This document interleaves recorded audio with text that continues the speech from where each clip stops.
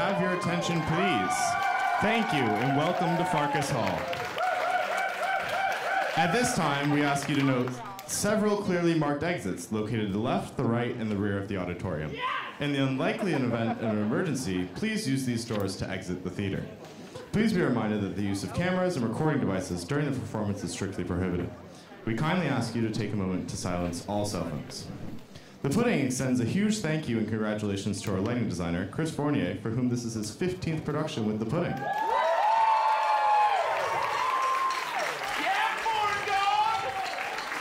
We are also immensely grateful to Heidi Hermiller, our costume designer who has now been with us for 25 years.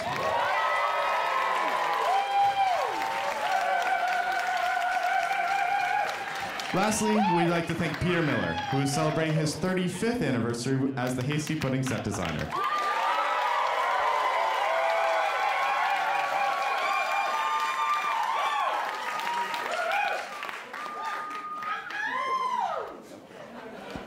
Thank you for the beauty and magic that you bring to our show this year and always. And now, we would like to welcome the chairman and Grand Sphinx of the Hasty Pudding Institute of 1770, Andrew Farkas.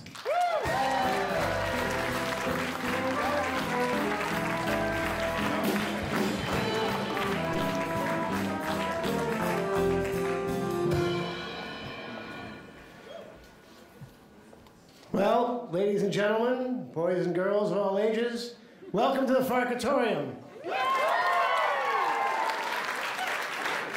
Or to the uninitiated, just Farkas Hall.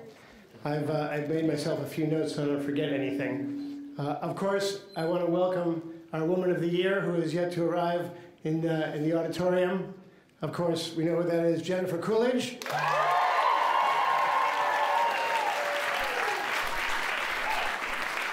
And I think it makes it easier for me to admit that being in the same building with Stifler's mom is a childhood dream come true. So at least I don't have to say that face to face. We should also note, for those who do not, that Jennifer's being here, and this is entirely coincidental, is not her first nexus to Harvard. In fact, her father graduated from Harvard, I believe, 1942. And she has two uncles who were members of the Hasty Pudding.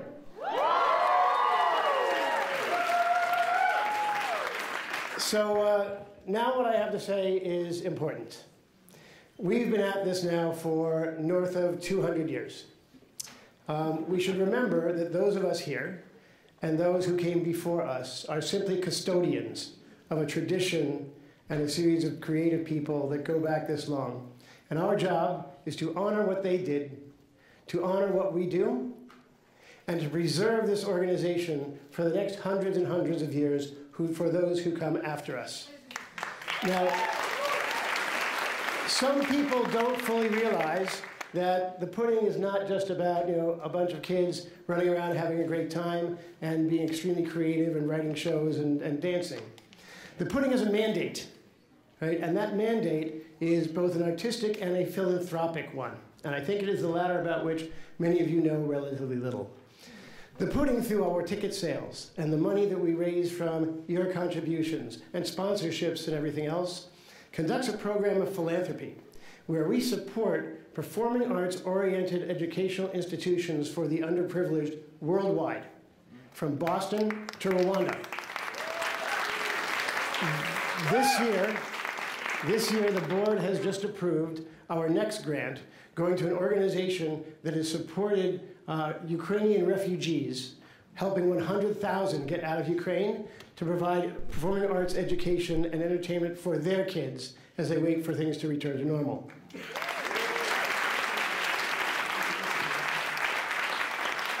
It's important to note that the Hasty Pudding gets no support from Harvard University, not a dollar, right? So everything we do has to come from what we do and how you support us. There are a couple things that happened over the course of the last 5 years that are extraordinary accomplishments. The first is, of course, we made it through COVID, and we're back and better than ever. And the second, and perhaps more important, we invited women to participate in the cast.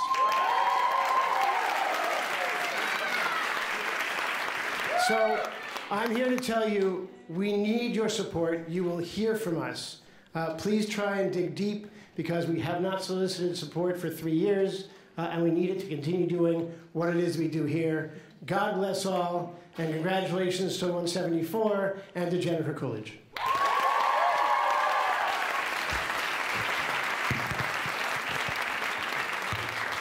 And now, ladies and gentlemen, please join me in welcoming producers Aidan Golub and Sarah Mann to the stage.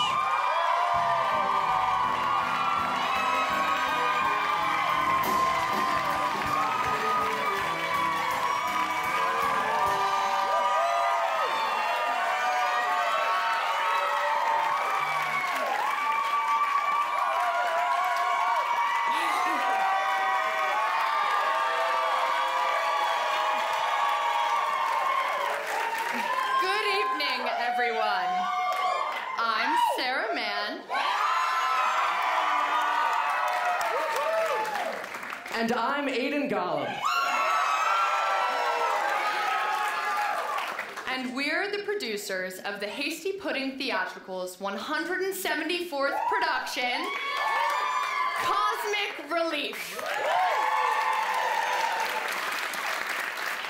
Before we begin this evening's festivities, we would like to extend our deepest gratitude to the Harvard Coop for their continued sponsorship of the Hasty Pudding Theatricals. And now, it is our honor to recognize our 73rd Woman of the Year, who represents the Pudding's mission to not only make life more entertaining, but to give back to the community. And without further ado, please join us in welcoming to the stage our 73rd Woman of the Year, Jennifer Coolidge!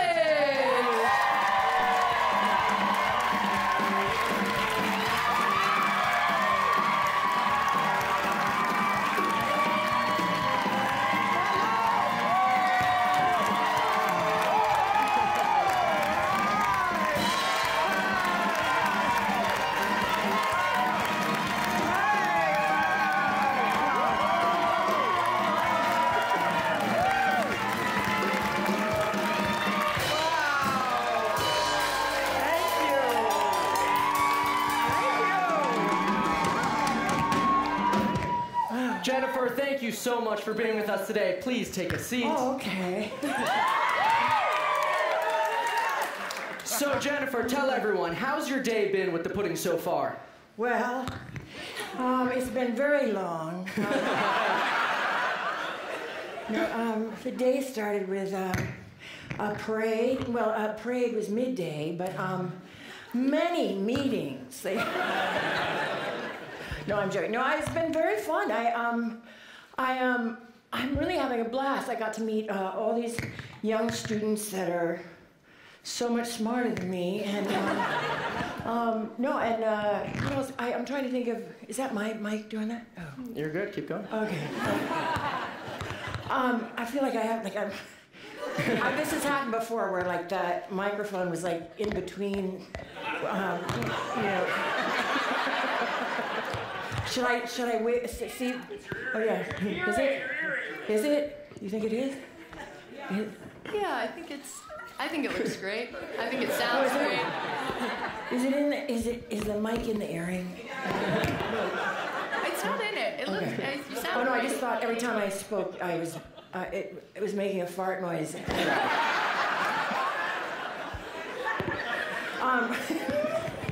Well, we've had a lot of fun with you today.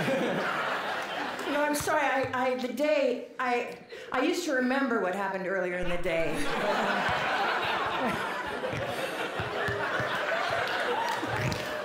Well, if you had told me when I first joined the Pudding that Jennifer Coolidge would be our Woman of the Year, I would have said, oh no, did Reese Witherspoon drop out? But now that you're hot off a Golden Globe win and with a second Emmy on the way,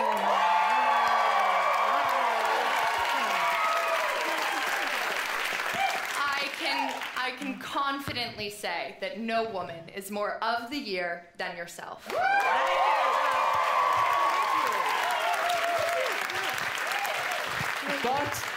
This all started from humble beginnings. Jennifer, did you ever think that as a young woman growing up in Norwell, Massachusetts, that one day your career would take you here, 20 miles away to Cambridge, Massachusetts? No. No. Do you have a Boston accent for us? I was Jennifer. I was Jennifer for at least 18 years before I left town. Yes, I was Jennifer from Norwell. Yeah. That's pretty good. So you have the Boston accent, and we have a handheld mic, so you don't have to worry about that earring anymore. Yeah, is that all right, you guys? Thanks.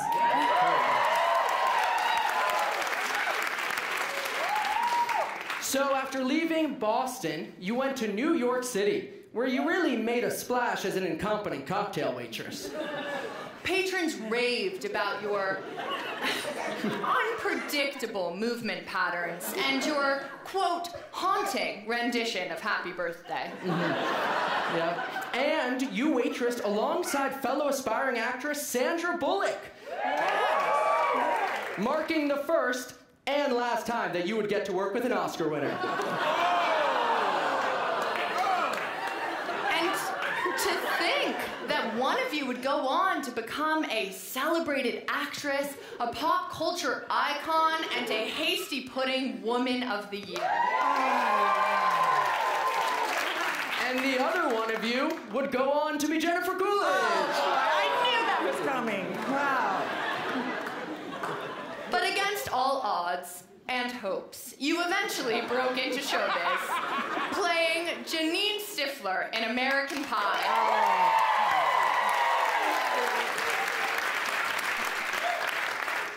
An iconic MILF.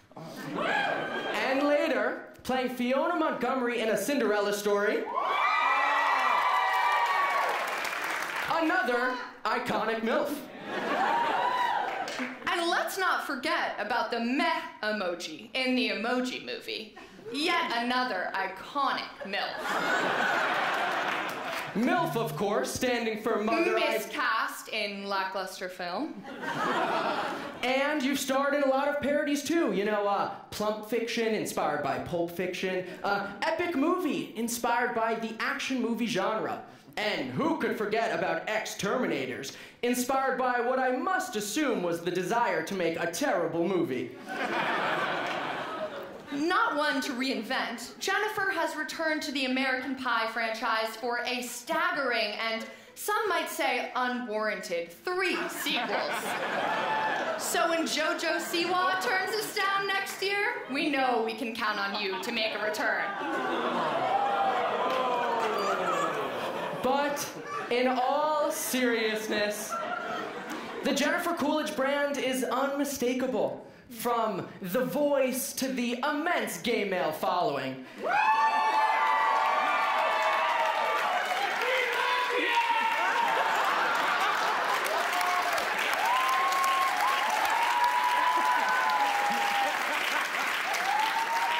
You truly are a force to be reckoned with. I'd call you inimitable, but as it would turn out, you are quite a favorite among impressionists, including some here at the Pudding. So, in the tradition of your film Best in Show, your first task... Your first task to earn your pudding pot this evening is a Jennifer Coolidge pageant, with you as the judge.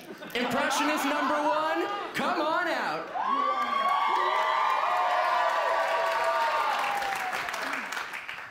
Wow, you look like the 4th of July. Makes me want a hot dog real bad. So can we get a score, Jennifer? What do you think? Scale of 1 to 10? 1. All right.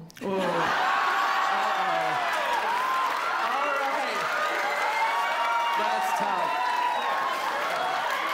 I hope impressionist number 2 will have better luck. Impressionist number 2.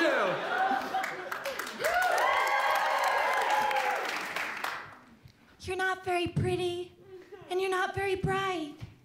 I'm so glad we had that talk. What do you think? 1 through 10.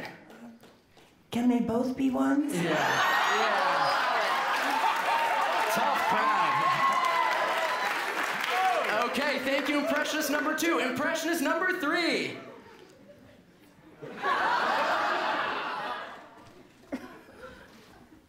I've always wanted to play a dolphin.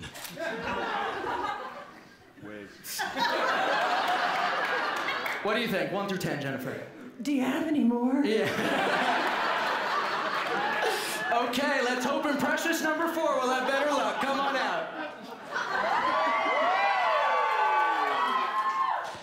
I'm taking the dog, dumbass.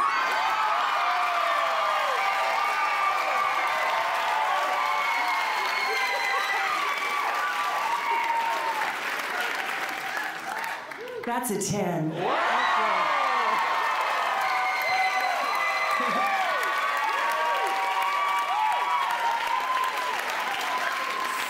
So, Jennifer, it seems we have a winner. If you want to bestow our impressionist number 4 with the esteemed prize. There you go. You know, Jennifer, we actually had Matthew here as your understudy in case you didn't show up tonight. It's perfect. Thank you so much to all of our lovely impressionists.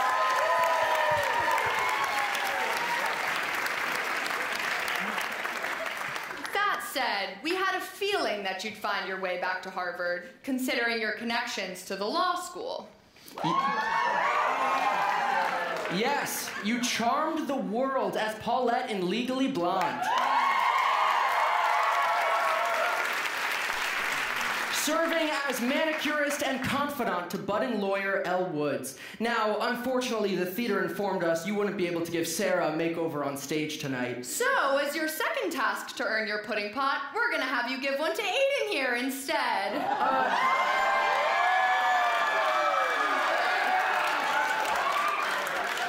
Somebody order package? Jennifer, I think that's for you. Why don't you go check it out? All right. How's it going?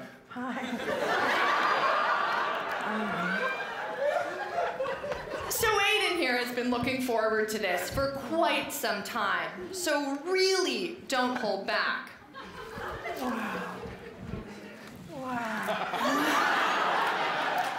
That is really something.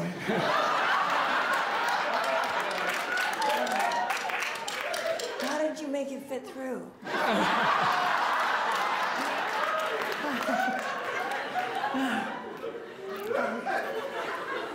Go ahead. Do you want to bring the supplies on over here?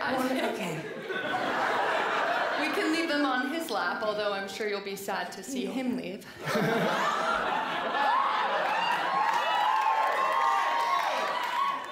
So wait a minute. I can hold your microphone, so you have 2 hands. Okay, so you'll have 30 seconds. Ready? Okay, wait. I'm supposed to make him look better?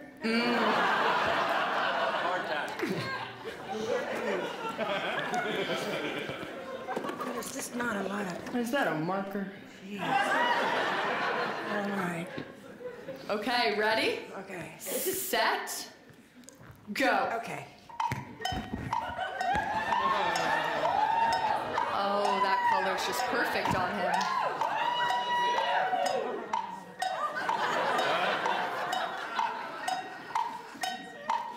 Shoot. Hold on. Oh, shit.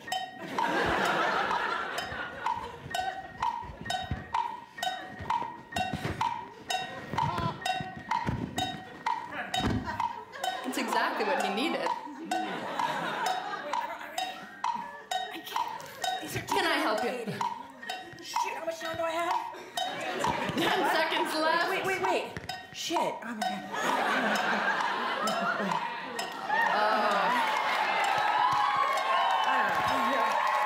This is hard. Yeah. Time's It's up. very hard. It's very hard to do. Thank you very much. I'm very impressed. He looks fantastic. Jennifer, am I beautiful? Well, I didn't have enough time. If I had 10 more seconds. Now, there's just one more thing to complete the makeover. Jennifer, will you teach me how to bend and snap?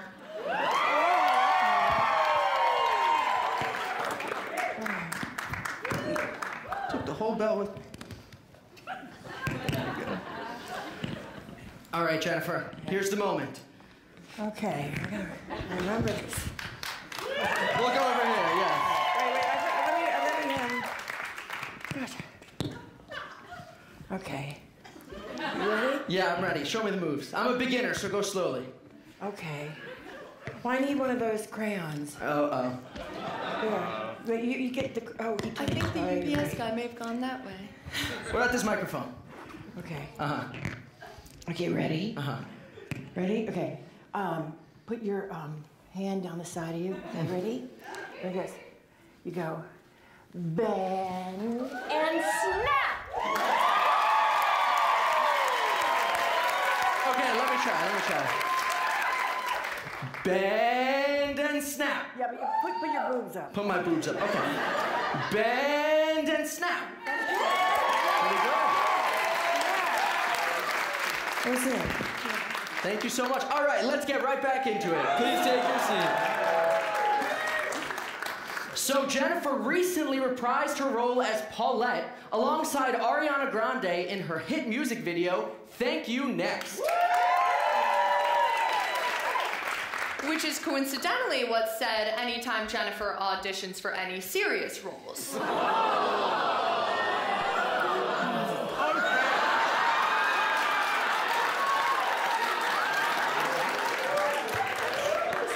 However, in a recent viral red carpet interview, you informed the world that your dream role would be to play a dolphin.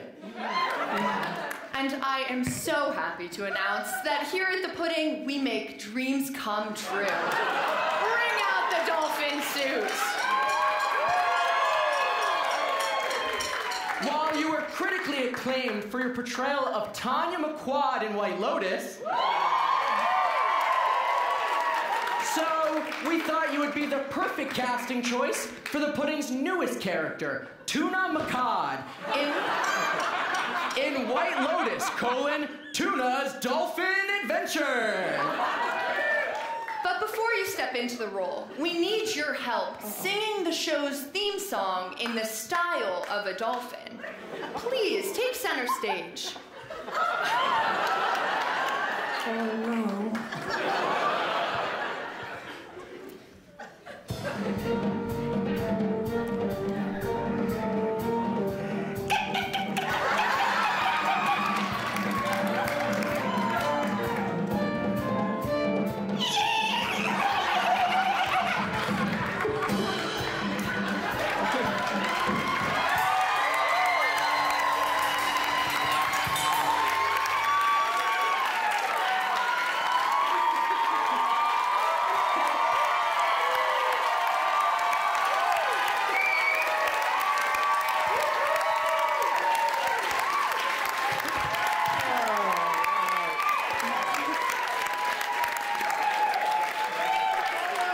Now, I was gonna make a joke there, but that was actually pretty impressive. Congratulations. And now let's get down to business. Okay. You'll find your cue cards down here. Okay. And action. Hello, world. It's me, Tuna McQuad. Yeah, and I'm a blonde, beautiful dolphin. I sure hope no stingrays come and attack me with their venomous spines. Oh no! The stingrays! They've come to attack the beautiful female dolphin, Tuna McCod. I sure hope she can defeat them with this water gun a la White Lotus Season 2 finale. Come on, Jennifer, it's your final task before earning your pudding pot. Oh my God, please, please. These rays, they're trying to murder me. These rays, trying to murder me. No. And you know, yes, you know, it really does make sense because stingrays have killed a non-zero number of dolphins across all of time. Yeah. And according to leading experts, the Hasty pudding writers are geniuses and marine biologists, and also they're 7 feet tall each.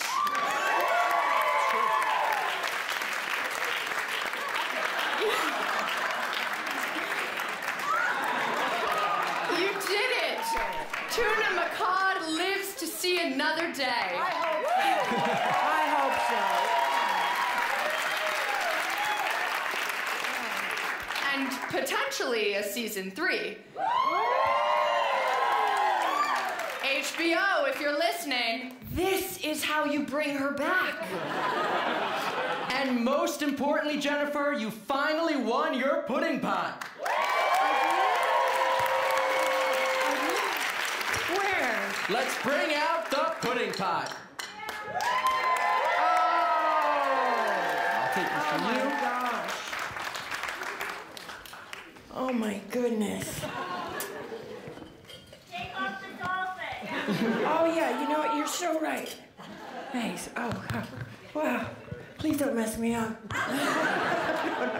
Okay. Oh, should I eat some of it? Okay. Okay. I'll have it later. All right, I'll have it later. Thank you. Thank you very much. Thank you. Yeah. What? Oh, okay.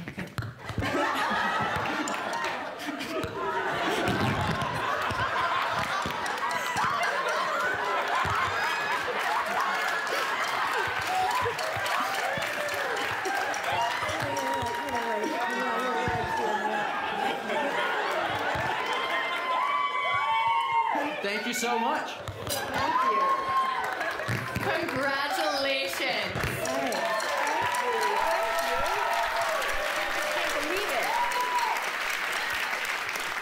You just wouldn't believe what's in here. Congratulations. We hope you prepared an acceptance speech, and hopefully you won't get cut off like you did at the Emmys. Why did they bring Anna? You have any words you'd like to share, Jennifer? Yes, I do. I just want to say I didn't. I want to put these. Am I allowed to put it down? Absolutely. No, I never expected ever in this entire. And I have to say, I just. I've been so blown away that this experience is happening. I never saw it coming. And it blows away any sort of movie or television show I've ever done.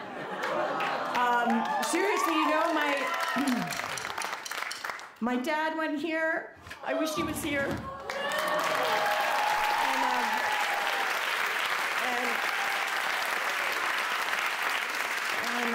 And his brothers went here and everything, so it's a big deal. And like I said, it really is this is amazing. Thank you.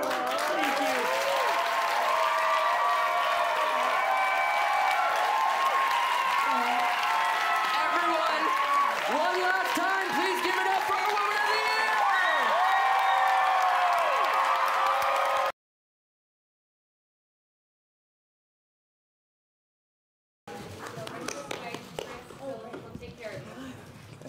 Hi. Hello. Hi. Hey, it's so quiet in here. Wow. Did they tell you to be quiet? Wow. Sorry, I had to try that. It was like next to you. Thank you so much for being here with us, Jennifer, today. Oh my God, what a cool thing to be invited to. It's a pleasure to have you. What an honor. What an honor. Wow. We're going to open up the floor for some questions. Please raise your hand and I'll call on you. Right here.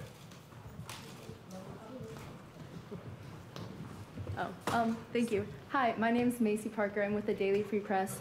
My question is, if you could see yourself back when you were a student at Emerson College and living in Boston, what would you think and why?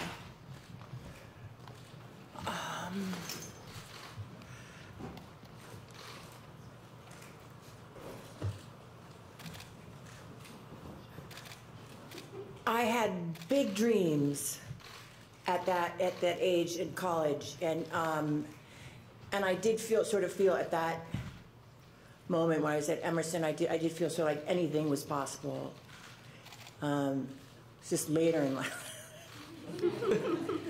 Didn't feel that way, and I couldn't foresee this moment, but yeah, I do have to say, college is it's the most, exhilarating time in your life, I think, to just feel like the endless possibilities, and I just remember how excited I was.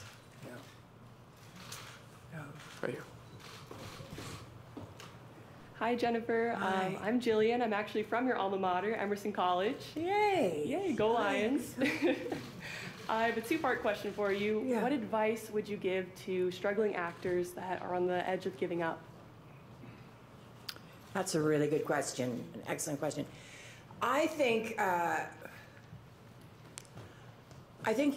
it's very important. I think it's great to take, you take a lot of acting classes, and and you get directed by a lot of people if you are able to get in place. First of all, I just want to say one thing is that it's kind of amazing. It doesn't matter where you are, and if you can perform somewhere, it's sort of weird. There's always someone in the audience that sees you, and a lot of the time, something really good comes out of it. I feel like for the longest time I was waitressing, telling people I was an actress, and I wasn't acting in a show where I could be seen, except, making jokes while I was waiting on people.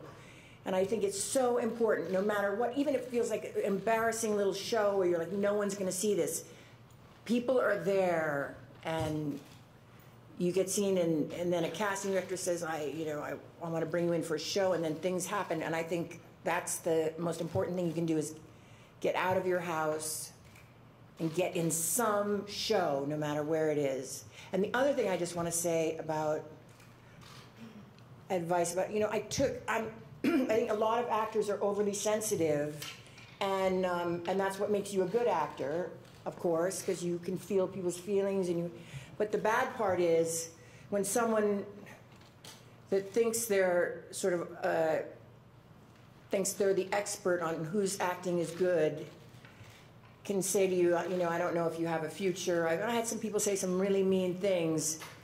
I guess I eventually recovered, but I think it's very important not to take what someone else says really that seriously, or you can just get slayed and not want to. I saw people that were so talented, like when I was in the Groundlings and people, places that in my improv group and stuff, that didn't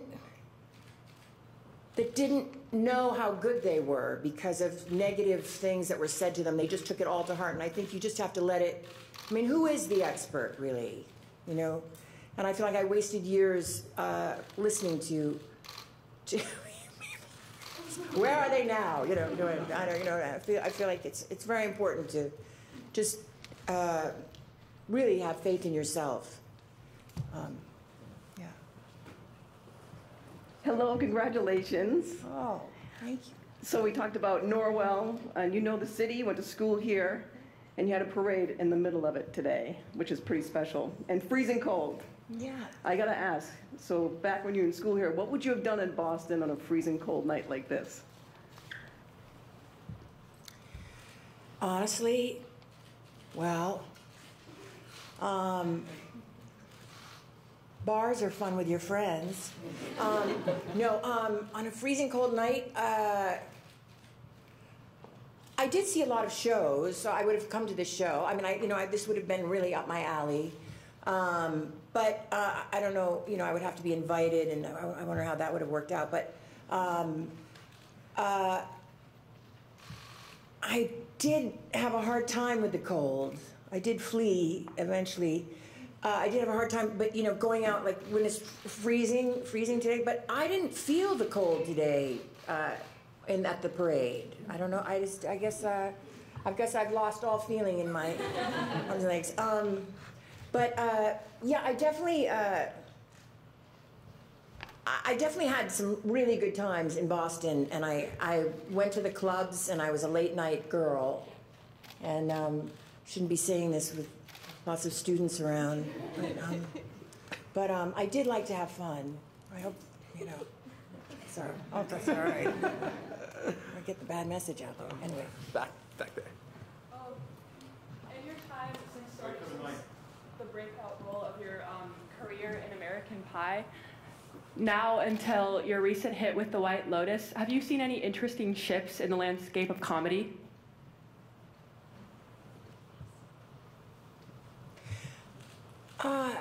That's such a good question. I felt like The White Lotus for me was the biggest shift that's happened, just because it was there were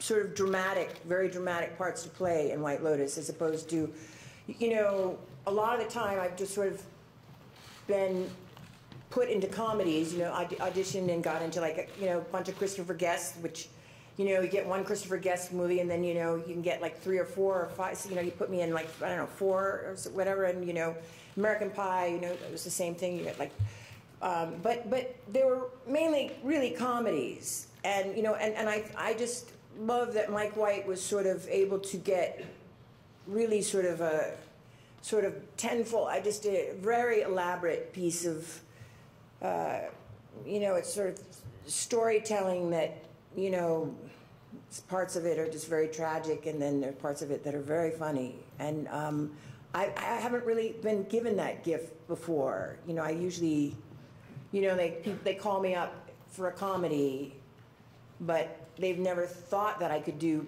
both. And that's why I've said to the public, I'm in the press and everybody, that Mike White really sort of changed my life in a very big way, by putting me in that.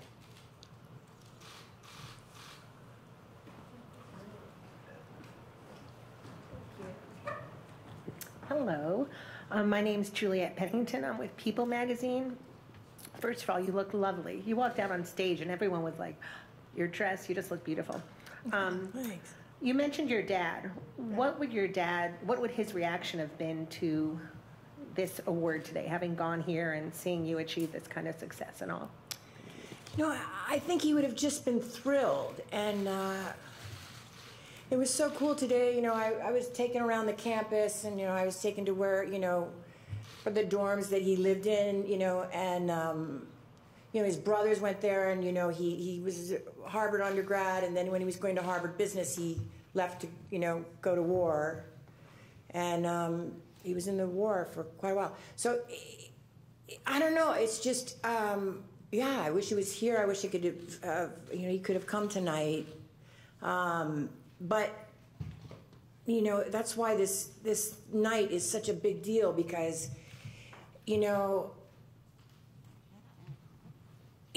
my father was such a practical person, but I love that he had impractical ideas for me, and it was so out of my father's character to.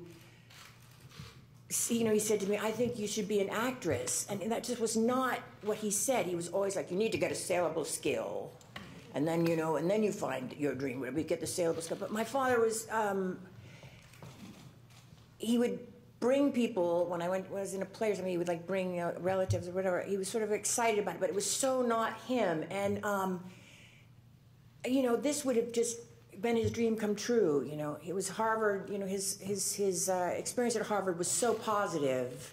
He made so many great friends, and he was in the Speak Club, and but his brothers were in the Hasty Pudding, and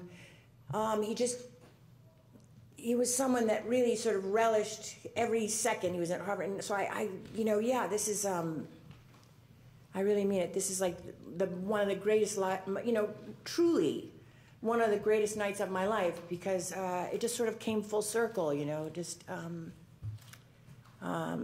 has so much meaning. Thank you. We have time for one more question, and we're going to go right here.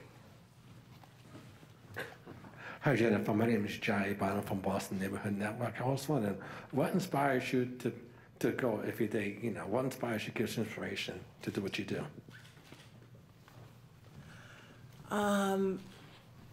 Well, when I was was when I was in the Groundlings, and I want to give this, I hope there are some students in here, beside, I don't know, hidden in the back too, because I just want to get this, I was in the Groundlings, and it was sort of like very pivotal to, it was my way to, my salvation was I was always a waitress. I was a waitress for a very long time, and I was always tired. And I started taking these other jobs because waitressing was so hard, and I was babysitting and stuff like this. And then I started writing all the people that treated me terribly. I started writing just the actual things they said to me. I didn't even really embellish. I didn't add any of my own stuff. I just said, I wrote down everything. And then I would perform the scenes at the Groundlings. And it was like life-changing to put all the people that were so cruel and mean, and then you play them on stage, and then you get it out of your system. You're like, I don't even care that they weren't nice. I don't even care. Like I got amazing characters out of people I worked for, and I feel like that's the most inspiring thing is if you can take something that's a negative thing. I mean, my favorite characters that I played are were wretched people, some of them. And no, I mean it. And and the greatest stuff comes out of that because they say things and people are like, Jennifer, I love that line you wrote, whatever. And I was like, oh, thank you, whatever. I didn't write it. It's just things I heard, things they said to me that I just remembered. And I think that's the best is when you can take, if you're at a job and you hate it, if you can just write about everything that's going on and some remember, and then what's really weird, if people are sitting in the audience that you're writing about and you're performing, they don't even know it's them, which is interesting too. So you're not offending anyone. People don't see themselves ever, because there were people in the audience that came to the shows that I was making fun of, and they had no idea. So I don't know, I think it's a way to get your juices going. Cool. Well, thank you so much, Jennifer. It's such an honor for us to have you.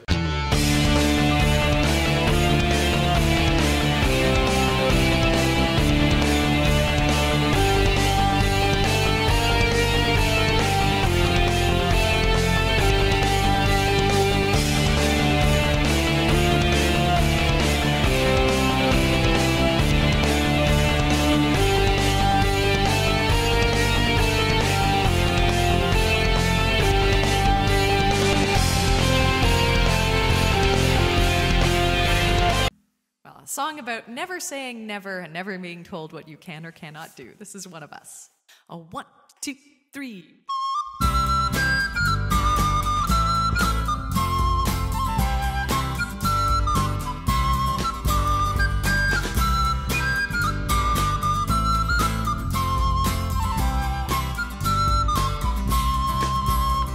Before I got to fighting, or when fighting got to me, I looked to find examples on the field of chivalry, and I saw mighty arms, much stronger than my arms could ever be. So I thought perhaps that field was not for me. But still I stayed and watched the fighting, till one figure stood apart, in armor newly fashioned, and a helm more pot than art. But each blow was thrown with honor and the lightness of the heart. So I took that step which soon became a start. 'Cause she was not the biggest fighter, nor one to raise a fuss, but I remember being proud that she was one of us, and we might never stand together in a shield wall side by side. Because of her I lift my sword with pride.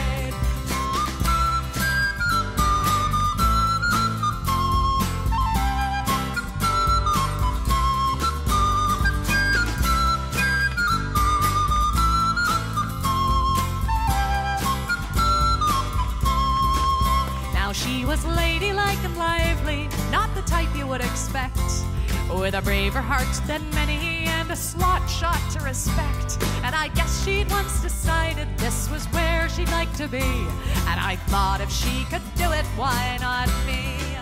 'Cause she was not the biggest fighter.